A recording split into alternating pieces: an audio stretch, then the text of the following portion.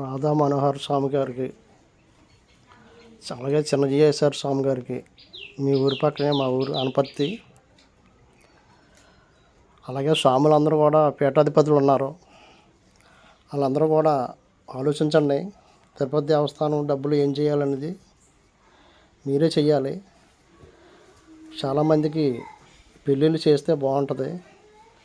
మీరు ఇచ్చేదల్లా ప్రభుత్వం తరపున జత బట్టలు, 2 జతల బట్టలు, 2 జతలు శతమానాలు, 2 చుట్లు,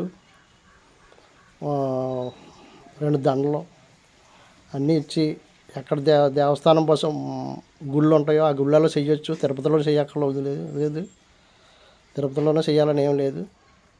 దేవస్థానం గుళ్ళు ఉంటాయి కనుక అక్కడ చెయ్యండి. అందరికీ ఎవరికి కావాలన్నా వాళ్ళకి మన హిందూ సాంప్రదాయం ఇంకా గౌరవంగా బాగుంటుంది. గౌరవం వస్తారు అందరూ. నమస్కారం.